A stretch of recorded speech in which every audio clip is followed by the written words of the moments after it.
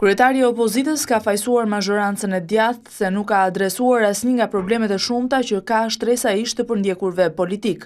Në rast se kjo plag mbetet e hapur sepse asnjëherë nuk ka pasur një vullnet politik për ta mbyllur dhe më keq akoma, sepse vijimësisht lotët e krokodilit të derdhura për ta dhe fjalët lum të lëshuar në emër tyre kanë qenë fakt dhe fatkeqësisht as më shumë as më pak se sa një tallje cinike.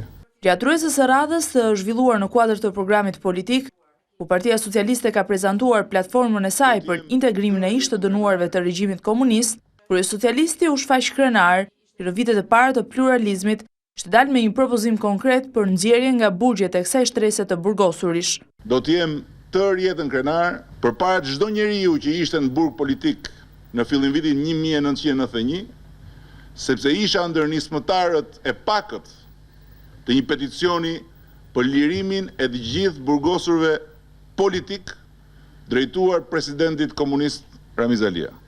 Por premtimet e Ramës se partia e tij është e vetmja që do të mundësoj integrimin e ish të përndjekurve politik, duket se nuk kanë ngjallur besim tek vetë përfaqësuesit e kësaj kategorie, të cilët ndodheshin në sallë, dhe skepticizmi i tyre lidhej me sjelljen e socialistëve në zgjedhjet lokale me aleatët e tyre të vegjël e pikërisht partinë e ish të përndjekurve. Ju atje paraqitet një kandidaturë shumë të nderuar, të respektuar. Unë dhe njerëzit që vinë pas mua e kemi mbështetur atë. Por kur erdhi puna për të numëruar votat, përfaqësuesit tuaj bën të njëjtën lojë që bëjnë përfaqësuesit e Sali Berishës.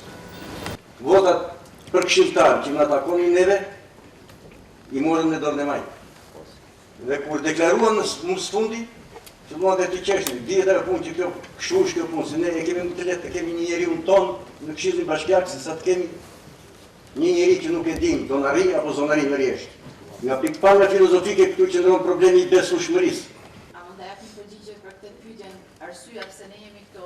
Nuk po dal shumë nga linja zoti Edi. Jo më sa punë linje kjo, puna është që linja bisedës. Ne do diskutojmë programet nëse kemi ide dakord që ta ndjekim këtë program bashkërisht. Absolutisht. Ju nuk keni interes të dini mendimet tona se çfarë na shqetëson. Nga studimet që kemi bërë ne në Vlorë, të gjithë të persekutuarit nuk janë hiç të kënaqur.